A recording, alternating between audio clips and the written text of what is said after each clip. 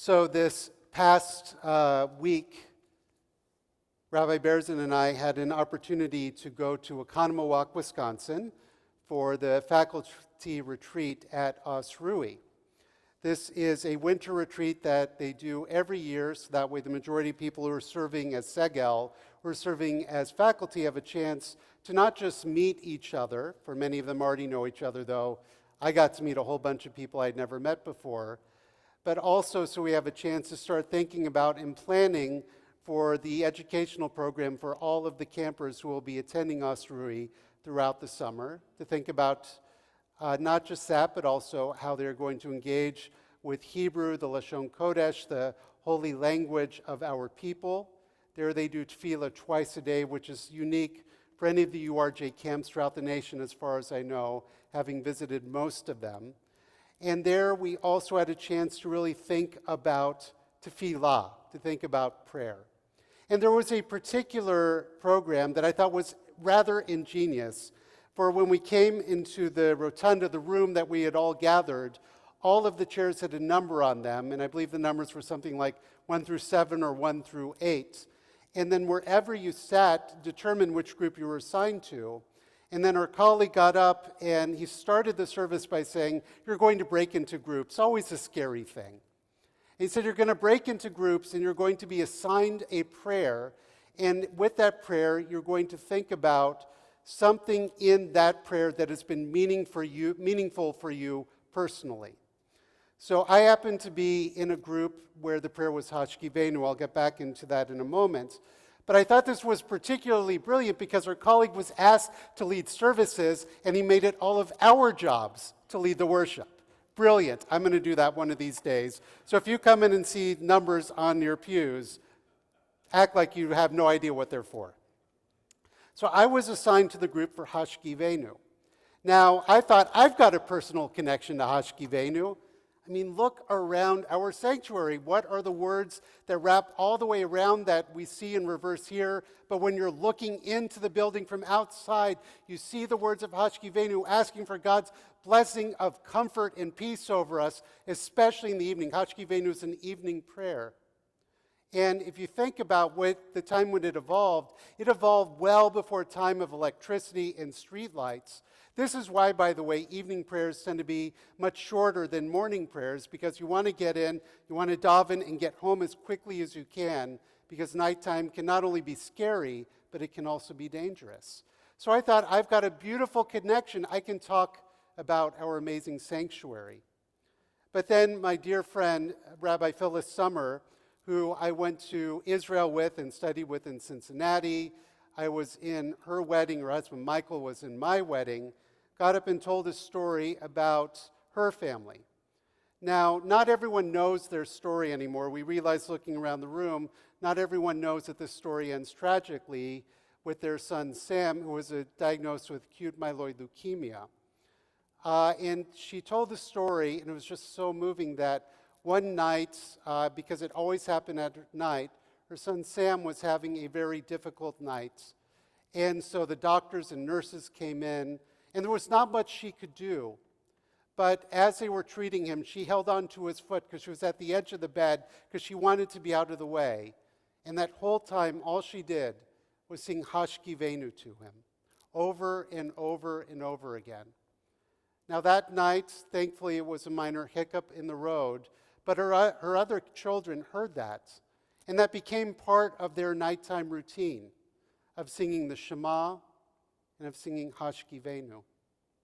And they did that well beyond the time when Sam was no longer with us in body.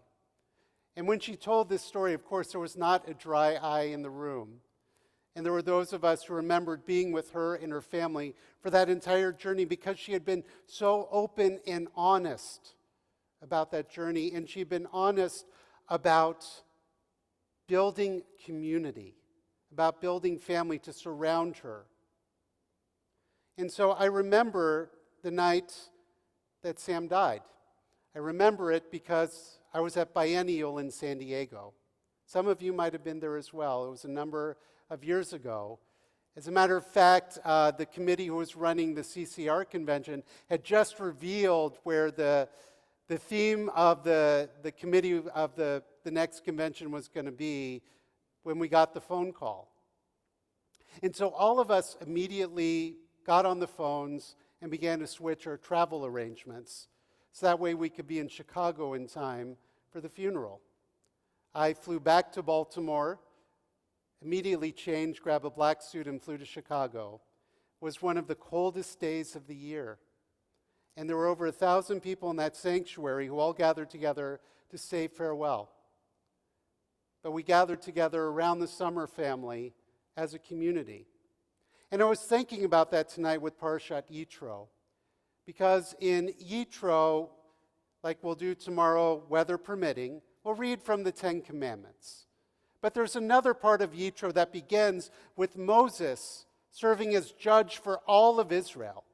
He is sitting and all the Israelites are coming up to him. And they're coming with their minor grievances to their major grievances. And he is spending all day with them. And he is the only one doing it. And it is taking all of his strength and all of his energy. And people are waiting a long time. And then his father-in-law, Yitro, or sometimes we say Jethro, not of oil fame, but of father-in-law fame, came in and said, Moses, you can't do this. It's not fair to you. It's not fair to the people. You need to assign a system of judges. You need to build a community of support. So that way, people can seek out justice and not have to wait, and not everything is on your shoulders. Very powerful and profound lesson to build a community of support.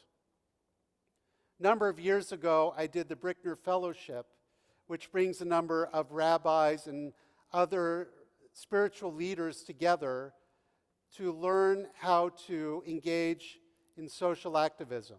And they tell this story at every one of the Brickner Fellowships to say, your job is not to be Moses.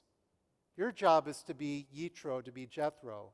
You need to raise up communities of leaders, communities of support who can go out and do the hard work, because if it's just on your shoulders, there's not enough time and you don't have enough energy. You don't have enough support. You can't do it all. It's a very profound and humbling lesson that I remember to this very day. And I was thinking about that in terms of what's going on in our world. We're looking to our communities of faith, to our communities of fellowship, to speak out, to advocate, to engage. We're looking to our religious leaders to proclaim from on high the words at which we want to hear. And yet there are so many challenges in our world, so many things coming at us from so many directions, that if we wait for that one leader, we might be waiting a long time. This past week, or week and a half ago, I was teaching at Beit Midrash. The topic was, why are evangelicals so obsessed with Jews? It was a one-shot course that I'll probably be teaching again in greater extent this summer. And I taught about the origins of the notion of the Mashiach, the Messiah. And what happened is, if you read in the prophets, it's an anointed person who's going to come and save Israel at a particular moment in time. But it's only when you get the combination of Hellenism with the arrival of Alexander the Great with Judaism that you get the idea of a redeemer of all of us at one time. Now, in Jewish tradition, this redeemer, this Mashiach, this anointed one, will be fully human. And he will come at a time where everything is so good that you might even say, what do we even need this person for? This, by the way, is why Elijah goes to every bris. Because every boy, according to classical tradition, though I'd say every person born to our tradition, has the capacity to help redeem us. But at the same time, and I may be misremembering, there's a book called There Is No Messiah and You're It. The idea being that we can't wait for others to pick up what we hope for them to pick up, for others to speak out that which we wish to say, for others to advocate the words that we want to advocate. There is so much going on in the world, so many challenges, it's overwhelming. But there are also so many opportunities. As Rabbi Tarfon said, you do not have to complete the task. but you cannot desist from it. So as we read from Parashat Yitro, or we will read from Parashat Yitro, we are reminded that in some ways we need to raise up a society of Moseses, a society of judges, a society of people who can do the work. But the only way we can do that is if we're willing to take it on ourselves and not wait for someone else. It is up to us to build our communities of relationship, our communities of understanding, our communities of purpose. We may not always align in everything that which we wish to do, and that's okay. We don't have to agree with everyone all the time. But if we are elevating the dignity of humanity, if we are elevating the dignity that our tradition compels us to do, if we engage in the words and tradition of Aaron of seeking peace and pursuing it, we can accomplish a lot. We may not be ready for the Mashiach just yet, but if all we're doing is waiting, the Mashiach's not going to arrive. The work is out there waiting. It's up to us to do it.